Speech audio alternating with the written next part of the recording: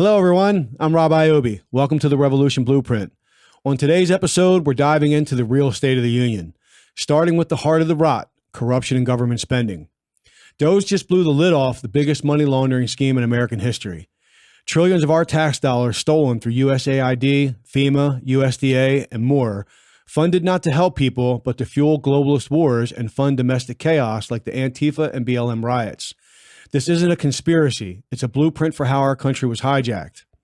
For decades, global elites, fronted by Democrats but bankrolled by both parties funding it all, have siphoned off our tax dollars through rigged bureaucracies. Agencies like USAID and FEMA weren't built to serve. They were weaponized to steal. Every aid package was a payout. Every disaster relief fund was a slush fund. While you struggled, they cashed in. And here's the uncomfortable truth. Republican politicians were in on it too. Maybe not on the front lines, but they signed the checks, passed the bills, and rubber-stamped the funding. At best, they turned a blind eye. At worst, they're co-conspirators in the same machine of corruption they claim to oppose. The uniparty is real, and they've all had their hands in the till. This isn't just about Democrats. It's about the entire political class that's been feeding off the American people. They thought they were untouchable. They thought the grift would never end. But then came DOGE. DOGE wasn't just a meme. It was a decentralized Trojan horse. While they laughed, DOGE has been tracking. While they mock and criticize, DOGE continues to expose their crimes. Leaks started to pour out. Financial data, laundering trails, anonymous transfers to foreign contractors and activist networks. It all points back to the same names: Obama, Biden, Clinton, Bush, McConnell, and many others who have amassed millions in wealth while serving in government. What we're looking at is a bipartisan criminal cartel, not a government. DEI, CRT, and identity politics, those were just distractions while the elites looted the vault. The corporate-owned media played along. The intelligence agencies ran cover. The investigators were silenced. And anyone who got too close conveniently suicided. The Clinton and Obama death trail isn't a theory. It's a warning. And now the mask is off. The radical left has been activated again, not by ideals, but by orders. Antifa and the climate vandals, they're not grassroots. They're payroll chaos agents. They attack Tesla dealerships and crash Republican town halls, not to fight fascism, but to keep you distracted from who's really pulling the strings. Trump, he's just a symbol of what they fear. They fear people waking up. They fear people who have had enough. They fear the people uniting against them as the Declaration of Independence instructs them to. The elites have been playing their final card: engineered economic collapse, inflation, digital IDs, central bank digital currencies. It's not mismanagement. It's a plan to control you once the truth finally breaks. But it's too late. DOGE cracked the code. The leaks have started, and the storm is coming. This isn't just political theater intended to lead us into the next election cycle. This is survival. This is war for the soul of the nation. The system is collapsing, and not because we're losing. It is because we're on the brink of winning. But if we are to win and save our republic, the people must stand united. No one is coming to save us. Not the Republicans, not the system, not the politicians who talk a big game but vote to keep the corruption flowing. They've codified the fraud, funded the abuse, and sold us out under the cries of partisanship blocking the way. Trump isn't a savior. He's a signal, a warning flare, a final stand by the few who haven't bent the knee. But he can't do it alone. We are the missing piece. We are the army. The people must rise, not just in spirit, but in action. Strength is in numbers, and the power they fear most is a unified American public refusing to be divided, refusing to kneel, refusing to be silent. This is the unshakable truth. Only the people can save the republic now. The time for waiting is over. The time for hoping that someone else will fix it has long passed. We must stand united and unafraid. We must dismantle the political machine that was never built to represent us, but to rule over us. A machine upheld by corrupt alliances that span both parties. This is no longer a battle between left and right. This is us against them. This is a fight for liberty and ridding our government of tyranny. And that conversation continues here on the Revolution Blueprint. What DOGE has uncovered should be enough to infuriate every American to their breaking point. Every citizen should be rallying together to put an end to this corruption. But that's not what's happening. Democrat voters are seemingly ignoring the corruption because it's Trump and Elon that's exposing it. And Republican voters are doing what they always do, just sitting still, like waiting for Republican politicians to do something more than talk. And truthfully, I don't know what's a greater form of weakness, Democrats in their denial or Republicans in their complacency. What I do know is this: we better figure out how to shake this division and start focusing on the real problem, the system they created to destroy our Constitution and conquer our republic. I mean, seriously, how much of this corruption are we going to take? How much of them stealing like trillions of dollars from us? Like, they've opened our borders. Like, this isn't just something that happened under the last 4 years. Like 12 million people have come into the country over the last 4 years, but 40 million people have come in over the last 20 years. Our borders have been open to narcotics, sex trafficking, human trafficking. Like, our cities have been poisoned by the narcotics over the last 30 years that have been coming across our borders. They have been spending tens of trillions of dollars on pure corruption, bloated bureaucracy, and money laundering back to themselves, back to their campaigns. And it's all coming at the expense of the quality of our life. Think of the hundreds of thousands of Americans that die every year from drug addiction and overdose. Then think about like what it costs to go out and buy groceries. Think about what it costs to buy a house in an average suburb, like in any state in the union. Hundreds of thousands of dollars, but the wages have never gone up, barely. And our job markets are saturated by foreigners that if they just open up, not only do they open the borders, but they open up the visa system too. These two political parties have been destroying your country. And now you're seeing it, like with just straight fact. You're seeing the corruption being exposed, and nothing's going to be done about it again. The system that they created is bulletproof to accountability. They always point the blame at one party or the other. But the real corruption that's happening is no one is being arrested and no one is being prosecuted. What we've just seen in recent congressional hearings, we've seen testimony that revealed that billions of dollars have been funded through the USAID to terrorist organizations like ISIS. Like, never mind the fact that anyone with like that's been halfway paying attention, that has a logical brain, you know what I mean, knows that we've been funding terrorism for decades. You know, we created Osama bin Laden. You know, we created ISIS. You know, we under the guise of, you know, Islamic freedom fighters, like whatever you want to call it, but we've been funding terrorism for years. But in this case, our government just openly admitted to funding terrorists. Billions of dollars. No one's arrested because the FBI is not planning to arrest anyone. We've just put Trump into office. We gave him a mandate. He put Kash Patel in power, and maybe you're supposed to say, hey, you got to have patience. Isn't that what we always hear? You got to have patience. I can tell you that if I funded even $1,000 to a terrorist, I'd be in jail right away. Where would the patience be? Would it take the FBI time to act? So what we're saying when we say we got to have patience is that we know that the whole agency is corrupt. So that means that if we put someone in charge of that agency that might not be corrupt, like Kash Patel, I believe in my heart that he's a good dude and he's got the right intentions. But if we're saying that this guy has to navigate an entire like corrupt organization or to just go out and press charges on someone that's committing treason, like, we have a serious problem. Like, does that not wake you up? Like, this system is built to resist accountability. Right now, Kash Patel is requesting private security to protect him because he doesn't trust the people in the FBI that would be tasked with protecting him as the director of the FBI. He doesn't trust FBI agents with his life. So he wants outside contractors to step in and provide him the security that would make him feel safe, right? Like, that's crazy. Like, I mean, just what in the fuck is going on in government that our FBI director needs private security because his life's in danger from people in the FBI? That is the most damning, telling thing of all. But back to the whole point about corruption and accountability. Like, they're not ever going to hold themselves accountable.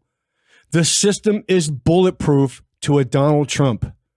And while Trump is a smart, methodical individual, he rocked their boat this time. He knew, they gave him 4 years to think about it. And in those 4 years, the strategy that he came up with was a pretty damn good one. He's going to go after the money. And he's going to expose all of the corruption in the spending, all the money laundering. Like, they know that's going on. They didn't just decide to go look for it. They knew it was there. And this was the method by which they chose to expose it. But where does the accountability come from? The executive branch can't go out and arrest people.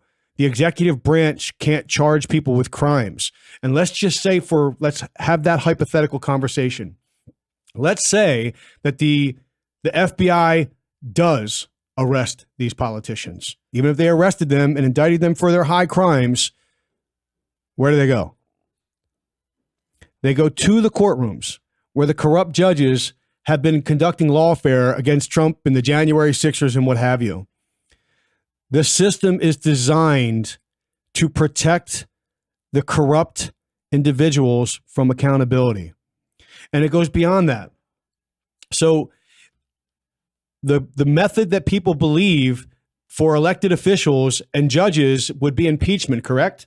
That's what everyone's shouting from the top of their lungs. We need to impeach these judges, or we need to impeach these public officials.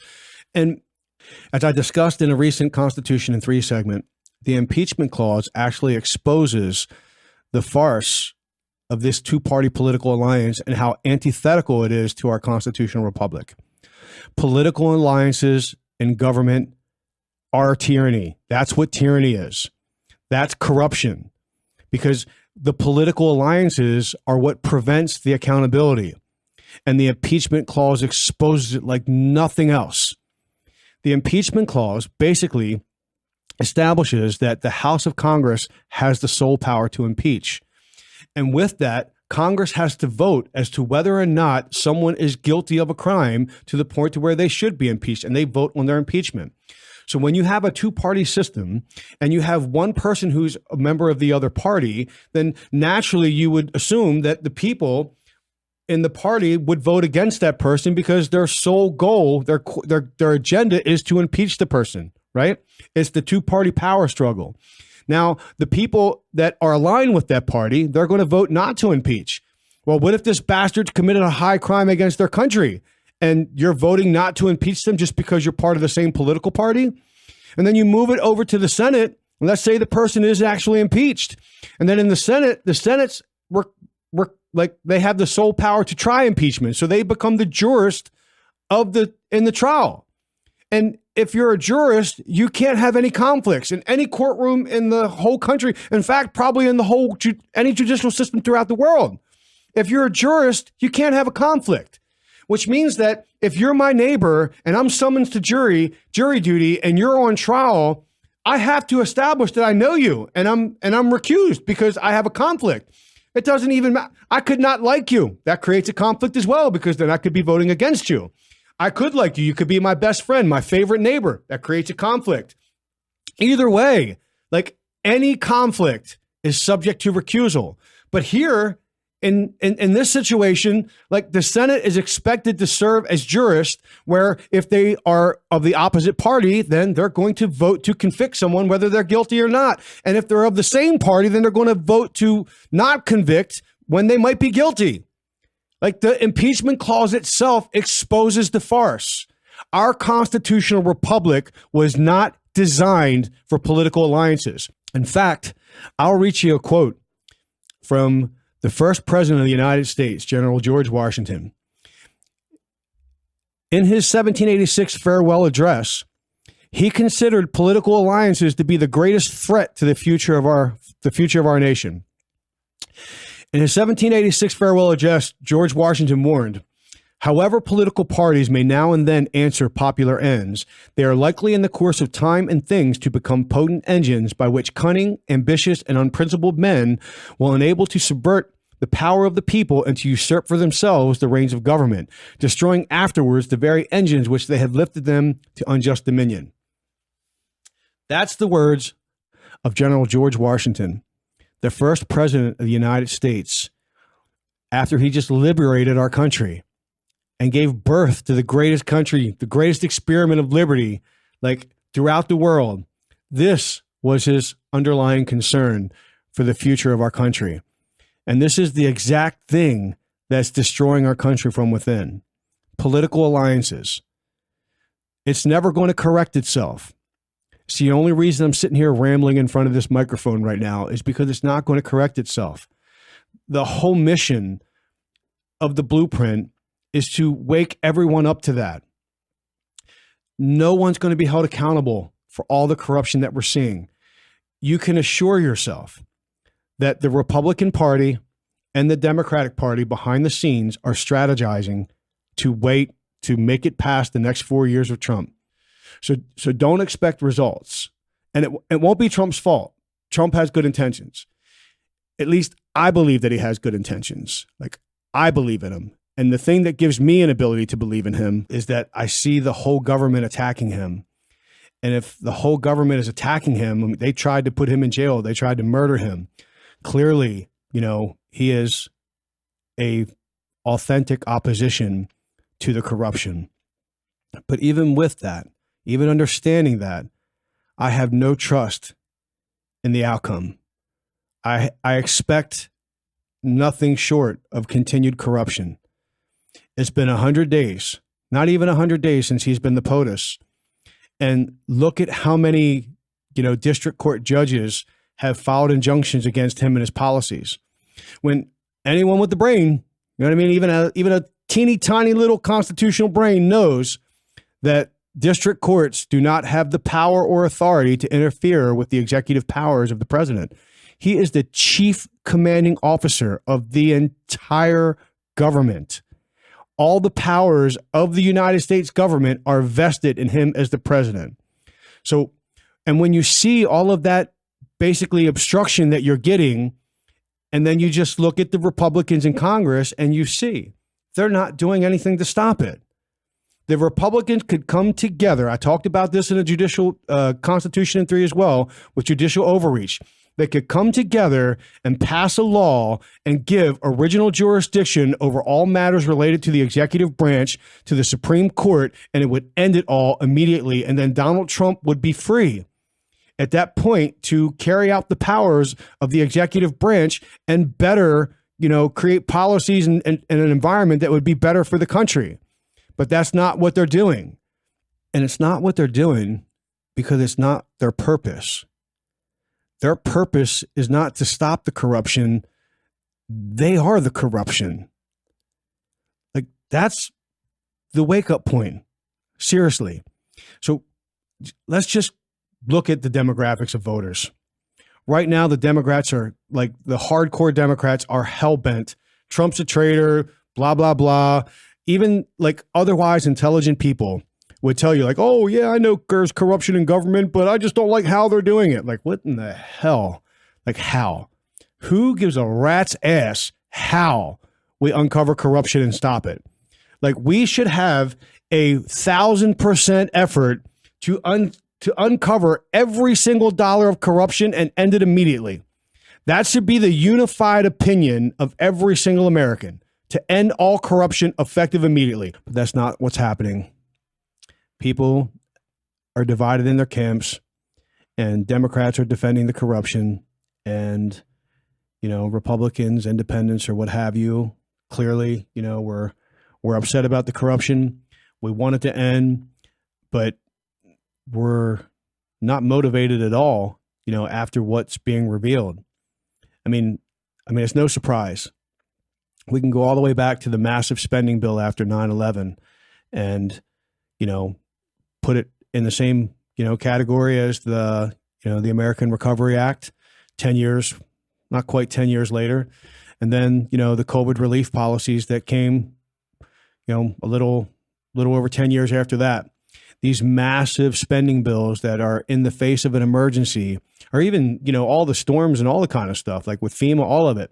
The massive spending bills that are always in the face of an emergency are littered with money going to special interest and causes that are not even related to the thing that the emergency is about to begin with.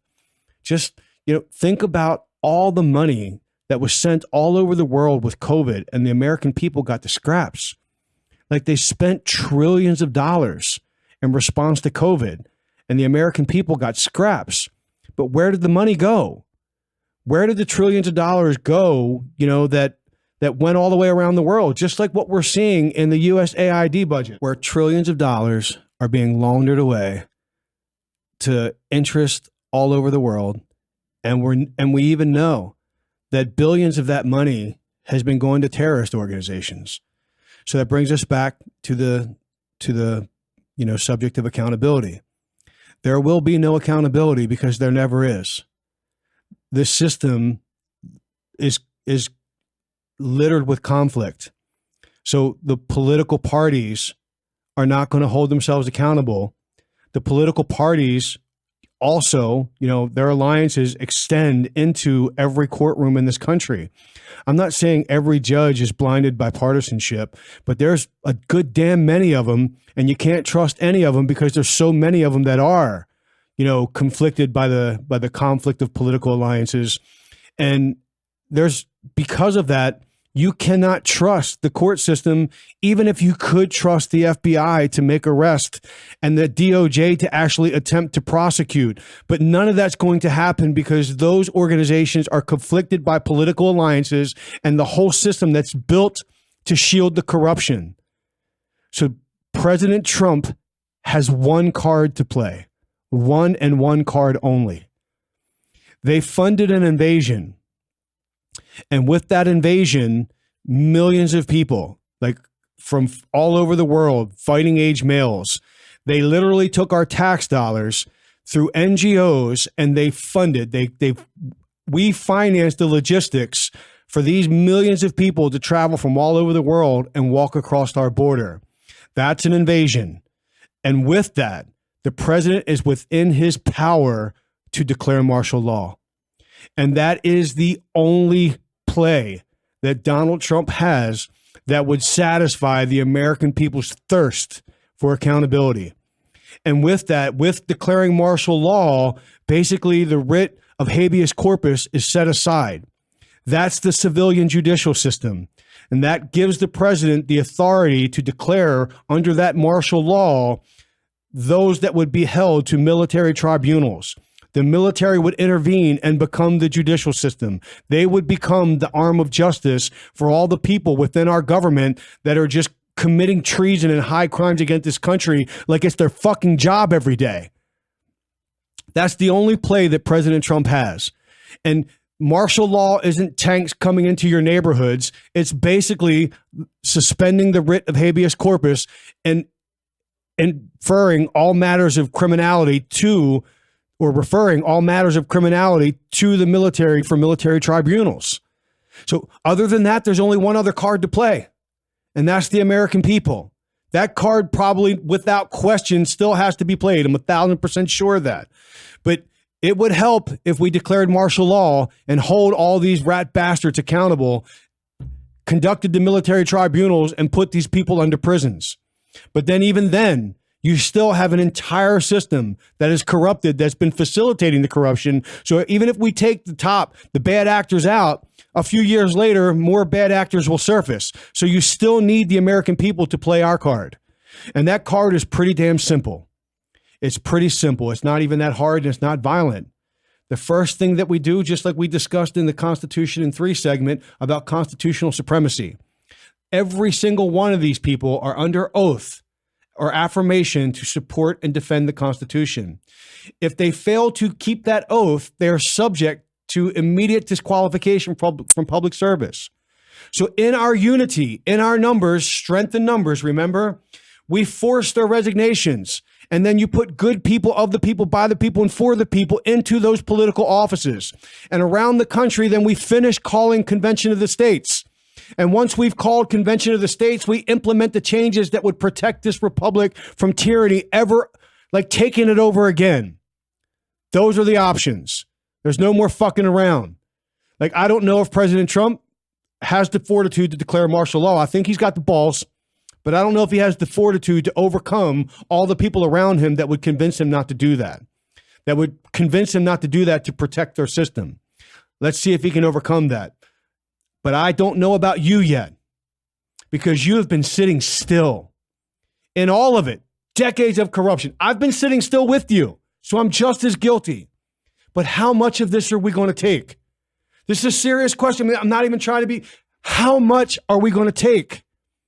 Like, your kid's future is at play. Like, that's in the balance. Like, our country, trillions of dollars is being pissed away on corruption. It's being laundered all over the world. Like, our dollar is worth nothing. It cost $500,000 just to go find a decent house in a neighborhood somewhere. If your kid's 8 years old, what's a house going to cost them in this system when they become 25? Like, the wage isn't going up. The system is crumbling around you. Like, no one, like, if you're awake, no one can deny that I've said in this episode. There will be no accountability. Like, to just continue to, like, over and over and over again in a vicious cycle of being let down when you expect the Republicans to do something for you because you believe they're the party of good because they come out in front of the camera and run their mouth and go, we got to do this and we got to do that. And we'll hold an investigation for this, hold an investigation for that. No one is ever prosecuted. The system is designed to protect them from accountability. And the people are the ones that were designed to hold the fuckers accountable. When are we going to start exercising our power in this republic? We are the masters of government. Are we the land of the brave or the land of the complacent cowards? I don't even know what else to say. I'm going to close on that. I'm Rob Iobi. This is the Revolution Blueprint. See you soon.